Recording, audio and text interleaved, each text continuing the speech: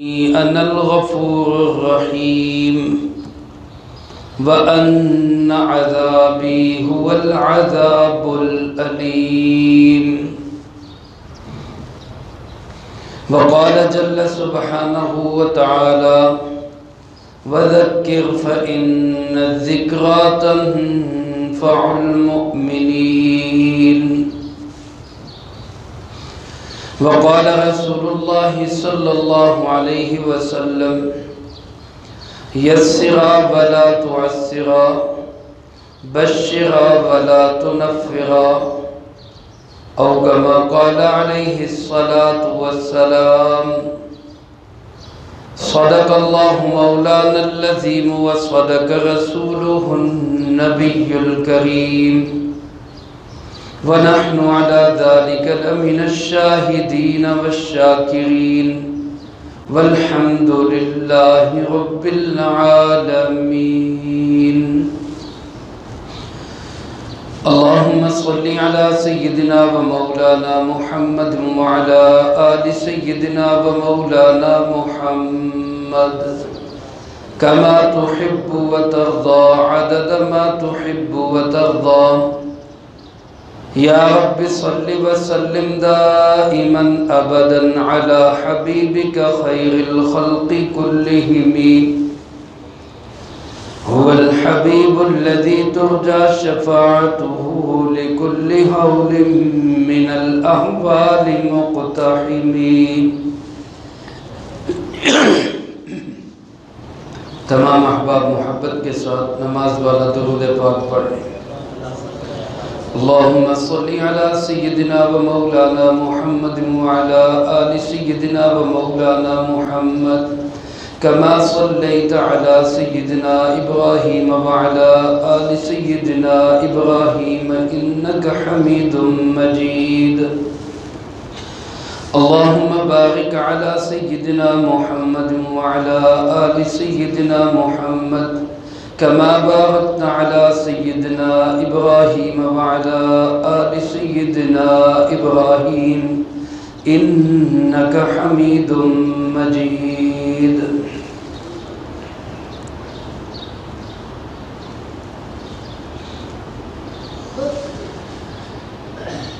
زمام ابن ثعلبہ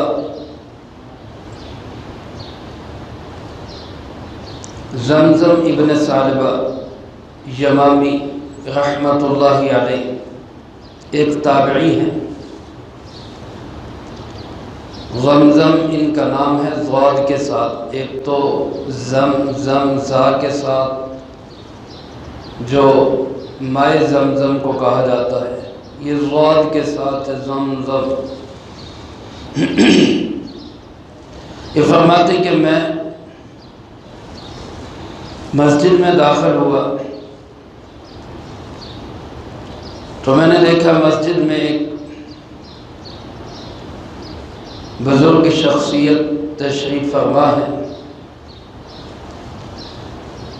جن کے بال زرد ہیں، چہرہ بڑا چمکدار، نورانی اور روشن ہے، اور ان کے سامنے ایک نوجوان، خوبصورت نوجوان بیٹھا ہوا ہے. میں جب گیا تو انہوں نے مجھے بلایا اور فرمایا کہ یمامی ادھر آؤ. میں گیا تو مجھے کہنے لگے کبھی بھی کسی شخص کے متعلق یہ لفظ نہیں کہنے کہ اللہ اس کو معاف نہیں کرے گا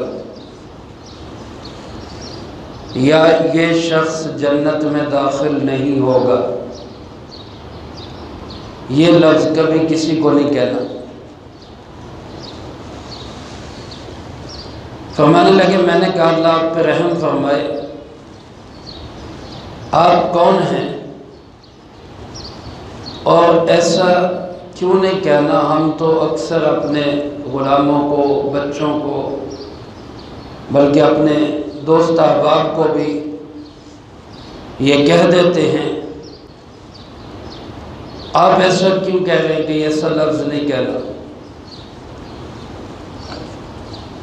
تو انہوں نے بتایا کہ میں ابو ہریرہ ہوں، حضرت سیدنا ابو ہریرہ رضی اللہ تعالی عنہ صحابی رسول، میں ابو ہریرہ ہوں، اور یہ بات میں اس بنیاد پر کہہ رہا ہوں کہ میں نے جناب محمد کریم خاتم النبیین صلی اللہ علیہ وآلہ وسلم سے سنا کہ بنی اسرائیل میں دو شخص تھے جن میں آپس میں بھائی چارہ تھا، یوں کہہ لیں کہ پارٹنر تھے، ایک دوسرے کے ساتھ کاروباری تعلق تھا، برادری کا تعلق تھا، یا کسی بھی اعتبار سے آپس میں ایک دوسرے سے تعلق رکھتے تھے۔ ان میں سے ایک نہایت عبادت گزار تھا، نیک آدمی تھا، اور دوسرا شخص گناہوں میں مبتلا تھا۔ یہ عبادت گزار اس کو اکثر و بیشتر یہ کہتا رہتا تھا کہ گناہوں کی زندگی چھوڑ دو، گناہ نہ کیا کرو۔ وہ سنی انسنی کر دیتا، لیکن اپنے حرکتوں سے باز نہیں آیا کرتا۔ ایک دفعہ اس عبادت گزار شخص نے اس کو ایک بڑے گناہ میں مبتلا دیکھا تو سختی سے اس کو کہا، میں تجھے منع کیا ہے گناہ نہ کیا کر۔ تو وہ شخص کہنے لگا کہ تو میرا معاملہ میرے رب پہ چھوڑ دے، تو مجھے نہ روکا کر، میرا معاملہ تو میرے رب پہ چھوڑ دے، میں جانوں میرا رب جانے، تو مجھے منع نہ کیا کر۔ اس نے پھر بھی اس کو کہتے رہنا، لیکن وہ بھی ہر دفعہ یہی کہتا کہ تو میرا معاملہ میرے رب پہ چھوڑ دے، تو مجھے نہ منع کیا کر۔ ایک دفعہ ایسا ہوا کہ اس عبادت گزار نے تنگ آ کر، مایوس ہو کر قسم اٹھا لی، اللہ کی قسم اللہ تجھے کبھی معاف نہیں کرے، یا یوں کہہ دیا کہ اللہ کی قسم اللہ تجھے کبھی جنت میں داخل نہیں کرے گا۔ سیدنا ابو ہریرہ رضی اللہ تعالیٰ عنہ فرماتے ہیں، سرکار دو عالم صلی اللہ علیہ وسلم نے فرمایا، اللہ پاک نے فرشتے کو بھیجا، دونوں کی روح قبض ہو گئی، اور دونوں کو اللہ پاک نے اپنے سامنے پیش ہونے کا حکم دیا۔ دونوں بارگاہ خداوندی میں پیش ہوئے۔ اللہ رب العالمین نے اس عبادت گزار شخص سے پوچھا کہ تمہارے پاس،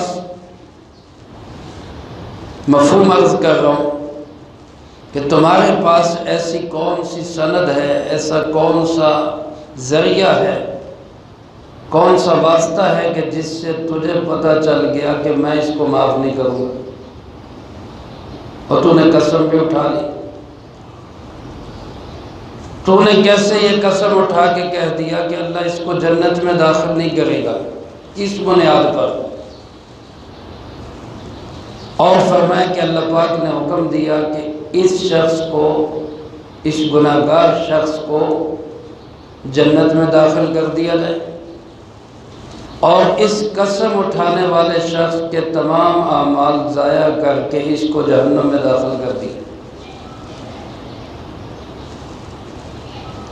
میرے محترم دوستو، حضرت سیدنا ابو ہریرہ رضی اللہ تعالیٰ نے فرمایا کہ اس حدیث کی بنیاد پر میں کہہ رہا ہوں کہ کبھی بھی کسی شخص کے متعلق یہ مت کہو کہ اللہ تجھے کبھی معاف نہیں کرے گا، کبھی بھی کسی شخص کے متعلق یہ مت کہو کہ اللہ تجھے کبھی جنت میں داخل نہیں کرے گا۔ یہ حدیث مبارک ابو داؤد شریف میں بھی ہے، یہ حدیث مبارک تھوڑے سے الفاظ کی تغیر کے ساتھ مسلم شریف میں بھی ہے۔ میرے محترم دوستو، عزیز ساتھیوں، مجھے آپ کو اس حدیث مبارک کو صحیح سمجھنے کی ضرورت ہے۔ اس میں کم فہمی یا کج فہمی یہ دونوں ہی غلط ہو سکتی ہے۔ کم فہمی تو یہ ہو سکتی ہے کہ انسان یہ سمجھے کہ بھائی گناہ کرتے رہو، معاف تو اللہ نے کرنا ہے، گناہ کرتے رہو، معاف تو اللہ نے کرنا ہے۔ کم فہمی ہے۔ اور کج فہمی یہ ہے کہ انسان یہ سمجھے کہ نیکی کرنے کا بھی کوئی فائدہ نہیں، گناہ سے بچنے کا بھی کوئی فائدہ نہیں، معاف تو اللہ نے اپنی رحمت سے کرنا ہے۔ یہاں جیسے اس حدیث مبارک میں عبادت گزار شخص اپنے اس ایک بول کی وجہ سے، جرأت کی وجہ سے، جسارت کی وجہ سے، اللہ پہ قسم اٹھانے کی وجہ سے کہ وہ قسم اٹھا کے کہہ رہے اللہ تجھے معاف نہیں کرے گا، اللہ تجھے جنت میں نہیں بھیجے گا، اس جسارت جرأت کی وجہ سے اس کے تو اعمال ضائع ہو رہے ہیں اور وہ جہنم میں جا رہے ہیں۔ اور گناہگار شخص جو گناہوں میں تو مبتلا تھا لیکن رب کی رحمت کا امیدوار اتنا تھا کہ وہ کہا کرتا تھا میرا معاملہ میرے رب پہ چھوڑ دو، اللہ نے اس کو اپنی رحمت سے معاف کر دیا۔ اب اس کا یہ مطلب اگر ہم لے کہ نیکی اور بدی ان کی کوئی حیثیت نہیں ہے، ایسا نہیں ہے۔ یہ پکی بات ہے کہ اللہ پاک نیکی سے اور نیکی کرنے والوں سے محبت رکھتے ہیں، کہو بے شک۔ اور یہ پکی بات ہے کہ اللہ پاک گناہ سے اور گناہ کرنے والوں سے محبت نہیں رکھتے، پکی بات ہے۔ اور دونوں نیکی کرنے والا یا بدی کرنے والا دونوں برابر ہو جائیں یہ بھی نہیں ہے۔ أَفَنَجْعَلُ الْمُسْلِمِينَ كَالْمُجْرِمِينَ مَا لَكُمْ كَيْفَ تَحْكُمُونَ، کیا ہم مسلمانوں کو مجرموں جیسا کر دیں گے آخرت میں؟ کیا ہو گیا؟ کیسے فیصلے کر رہے؟ تو اس حدیث مبارک کو صحیح سمجھنے کی ضرورت ہے۔ نہ تو بندہ اللہ رب العالمین سے مایوس ہو، اللہ کی رحمت سے نا امید ہو، ایسا بھی نہ ہو، اور نہ ہی بندہ اللہ پہ جرأت کرے، جسارت کرے۔ نا امید ہونا کیا ہے، مایوس ہونا کیا ہے؟ گناہ ہو جاتا ہے، انسان ہے، بھول جاتا ہے، حکم عدولی ہو جاتی ہے، نافرمانیاں ہو جاتی ہیں۔ نافرمانیوں کے ساتھ یہ سمجھنا کہ میری تو بخشش مشکل ہے، میری بخشش نہیں ہو سکتی، میں بڑا گناہگار ہوں، میں بڑا مجرم ہوں۔ شیطان مایوس کرے گا۔ اللہ کی رحمت پہ یقین رکھیں کہ انسان کے گناہ زمین و آسمان کا خلا بھی بھر دے، وہ اللہ سے توبہ کرے تو اللہ سارے گناہوں کو معاف فرما دیتے ہیں۔ امید یقین ہو، رحمت اللہ کی بہت وسیع ہے۔ ان رحمتی غلبت علی غضبی، اللہ فرماتے میری رحمت میرے غصے پہ حاوی ہے، غصہ میری رحمت کے سامنے مغلوب ہے۔ لیکن ایسا بھی نہ ہو کہ انسان جسارت اور جرأت کرنے لگ جائے جی اللہ بڑا غفور الرحیم ہے، جو مرضی کرتے ہو۔ یعنی سارے نیک اعمال کر کے بھی انسان یہی سمجھے میں نے کچھ نہیں کیا۔ ایک آدمی تہجد گزار بھی ہے، ایک آدمی ساری نمازوں کا بھی پابند ہے، ایک آدمی سارے فرائض بھی پورے کر رہا ہے، نوافل بھی پورے کر رہا ہے، حقوق اللہ بھی اس کی زندگی میں پورے ہیں، بندوں کے جو حقوق متعلق ہیں ان میں بھی وہ کوئی کمی نہیں کرتا، گناہوں سے بھی بچتا ہے، بد نظری سے بھی بچتا ہے، کان کو بھی غلط استعمال نہیں کرتا، زبان کا بھی غلط استعمال نہیں کرتا، نہ اللہ کے حق میں کوئی کمی کرتا ہے، نہ اللہ کے بندوں کے حق میں کوئی کمی کرتا ہے۔ ایک بندہ اتنا نیک ہو کر بھی اپنے اعمال کو کچھ نہ سمجھے، کیونکہ یہ اعمال اس نے نہیں کیے، یہ کس کی توفیق سے ہوئے؟ اللہ کی توفیق۔ اور ایک بندہ بڑا ہی مجرم، بڑا ہی گناہگار، بڑا ہی خطا کار ہو، لیکن کسی بندے کو حق حاصل نہیں ہے کہ اس کے بارے میں جنت یا جہنم کا فیصلہ کرے۔ یہ کسی کی جنت یا جہنم کا فیصلہ کرنا کس کے ہاتھ میں ہے؟ اللہ کے ہاتھ میں، ہمارے ہاتھ میں نہیں ہے۔ ہم دوسروں کو نصیحت کر سکتے ہیں، تبلیغ کر سکتے ہیں، نیکی کو پھیلانے کی کوشش کریں گے، ہماری ذمہ داری ہے، بدی سے برائی سے روکنے کی کوشش کریں گے، ہماری ذمہ داری ہے، امر بالمعروف نہی عن المنکر۔ لیکن اس کا یہ مطلب ہرگز نہیں ہے کہ کوئی مسلمان خود اگر وہ نیکی کی راہ پہ چل رہا ہے تو وہ اپنے آپ کو سمجھے کہ میں تو پکا جنتی ہوں اور دوسروں کو سمجھے کہ یہ تو پکے جہنمی ہیں۔ یہ حق کسی کو حاصل نہیں ہے۔ یہ جاننے والا بھی صرف کون ہے؟ اللہ، اور اس کا فیصلہ کرنے والا بھی صرف کون ہے؟ اللہ۔ اس لیے میرے عزیز دوستو، آج معاملہ بگڑتا یہاں سے ہے۔ بعض دفعہ آپ نے سنا ہوگا لوگ کہہ دیتے نہیں اسی جی سدھی گل کری دی، منہ تے گل کر دی، سدھی گل دی منہ تے کر دی۔ قرآن کریم میں سچ بولنے کا بھی حکم ہے، سچ بولو، لیکن اس کے ساتھ ساتھ قرآن کریم میں حکمت کا بھی ذکر ہے۔ ادعو الی سبیل ربک بالحکمہ، اپنے رب کی راستے کی طرف، نیکی کی طرف، حق کی طرف بلاؤ، لیکن کس طرح بلاؤ؟ حکمت کے ساتھ۔ حکمت کس چیز کا نام ہے؟ حکمت اسی چیز کا نام ہے کہ سچ اور حق کہاں کہنا ہے اور کیسے کہنا ہے،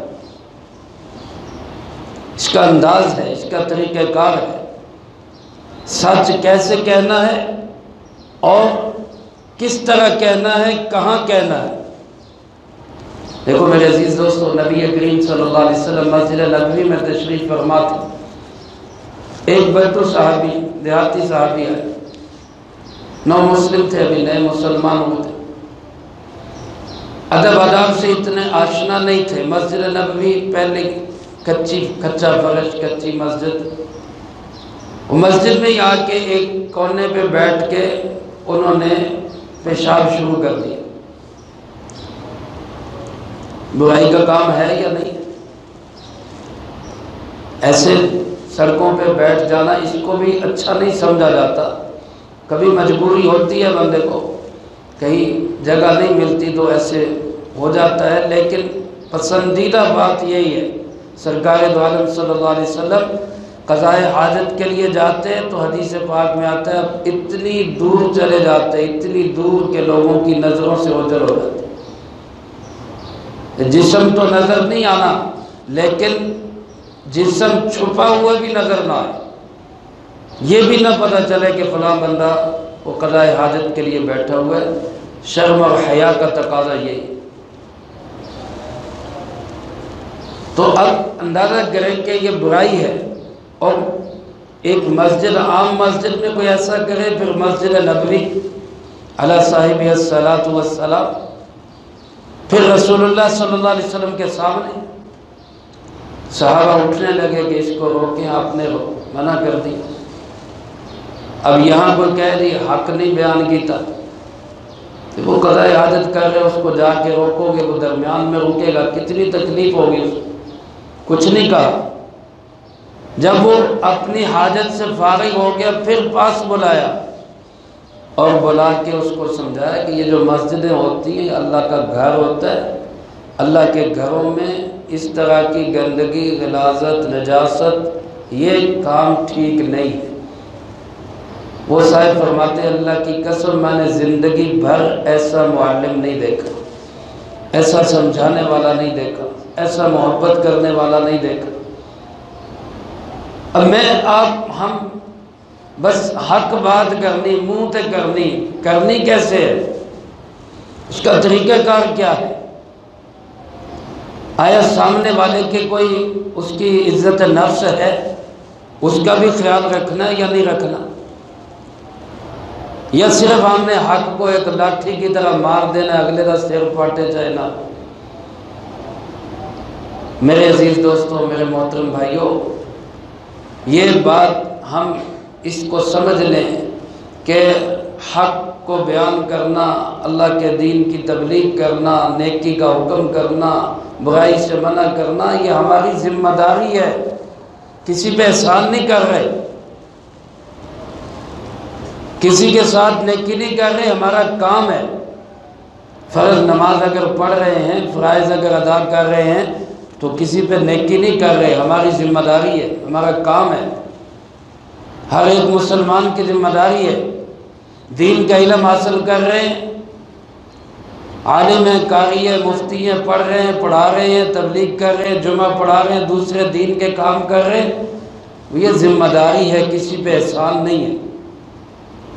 لیکن اس کی وجہ سے خود کو یہ سمجھنے لگ جانا کہ میں جناب بڑا نیک ہوں اور باقی سارے گناہگار ہیں، پتہ نہیں اللہ کے ہاں کس کا کیا مقام ہے۔ واقعات میں آتا ہے کہ پہلے زمانے میں ایک نبی، ان کی زمانے میں بارش رک گئی، بارش نہیں ہو گئی، لوگوں نے آ کے ان سے کہا کہ قحط سالی ہو گئی، اللہ سے دعا کرے۔ انہوں نے کہا ٹھیک ہے، آ جاؤ میدان میں، دھوپ میں دعا کرتے، سارے ہی مل کے دعا کرتے۔ اب سارے مل کے دعا کر رہے ہیں، اللہ پاک نے فرمایا وقت کے نبی پہ وہی بھیجی کہ تمہارے ان لوگوں میں ہی ایک بندہ ایسا ہے جس سے میں ناراض ہوں۔